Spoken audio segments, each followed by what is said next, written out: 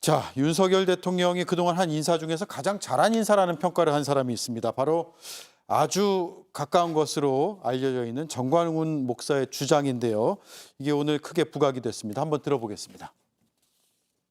지난 2년 동안 인사 중에 윤석열 대통령이 한 것이 제일 잘한 것 같아요. 장 차관은요, 싸워서 이기는 사람을 무조건 임명해요. 김문수를 총리로 임명을 해야 윤석열 대통령이 선거 임기 다 끝난 뒤에 3년 지난 뒤에 깜빵을 안 가요. 네, 김부엽 위원님. 예. 굉장히 자극적인 발언이 나왔거든요. 워낙 이제 두 사람이 가깝고 이전에 창당을 함께한 인연도 있기 때문에 이 발언을 그냥 넘길 수는 없고 상당히 온라인에서 지금 화제가 되고 있어요. 어떻게 보셨습니까? 정광훈이라는 사람은 윤석열 대통령이 깜빵 갈 일을 많이 했다는 걸 알고 있는 것 같습니다. 어떻게 이런 발언을 했는데 예. 이후에 대통령실이나 국민의힘에서 정광훈 씨 발언에 대해서 비판하는 성명이 나온 걸 저는 못 봤습니다. 사실이라면 심각한 발언 아닙니까? 그리고 정광훈 씨가 잘 모르는 게 있는데요. 총리를 시키려면 그냥 인사청문회만 하면 되는 게 아니라 네. 장관들은 인사청문회를 하고 부적절하다라는 인사청문 보고서가 채택이 되더라도 대통령이 임명할 수 있죠. 하지만 국무총리는 그러기에 너무 중요한 자리라서 임명 동의 투표를 합니다.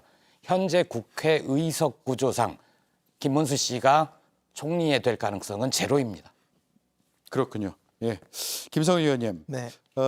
여러 이제 문제 발언들이 있었고 오늘 그게 지금 인사청문회에서 계속 논란이 되고 있는데 사퇴하라는 입장을 노동계에서는 계속 내고 있고요. 네. 하지만 그럴 일은 없어 보이죠. 윤석열 정부가 국회 청문회를 존중한 적을 저도 본 적이 없는 것 같습니다. 당연히 강행 임명할 것으로 보고요. 이번 인사를 한마디로 말하면요. 윤석열 정권이 태극기 부대와 손을 잡았다. 윤석열 정권이 태극기 정권이라고 커밍아웃했다. 이렇게 표현을 좀 하고 싶습니다. 김문수 후보자가 태극기 집회에 그동안 나가가지고 비상식적인 극우 발언을 해왔던 것은 명백한 사실입니다. 오늘 변명한 것을 보니까요. 김문수 후보자 이렇게 말합니다. 그때의 김문수가 다르고 지금의 김문수가 다르다.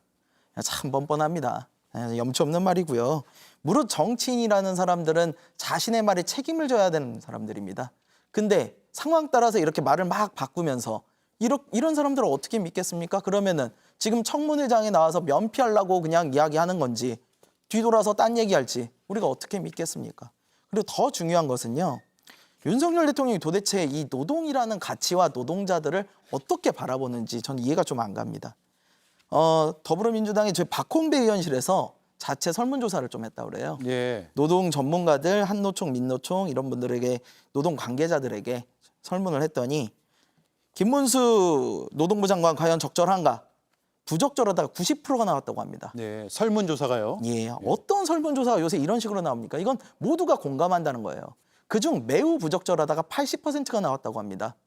이 정도 되면요. 윤석열 대통령 그냥 노동계와 싸우겠다고 하는 겁니다. 예. 그럼 윤석열 대통령이 그동안 얘기해온 이 반국가 세력이라는 것이 노동자들을 말하는 것인지 그래서 이들과 한번 전면으로 붙어보겠다는 건지 전 도대체 이해가 안 가는 인사입니다. 네, 조금 전 말씀해 주신 그 설문조사는 여론조사는 아니라는 점 제가 말씀드리고 무작위 선정으로 686명을 대상으로 한 설문조사 결과이기 때문에 여론하고는 좀 다를 수도 있다라는 점을 알려드리고요.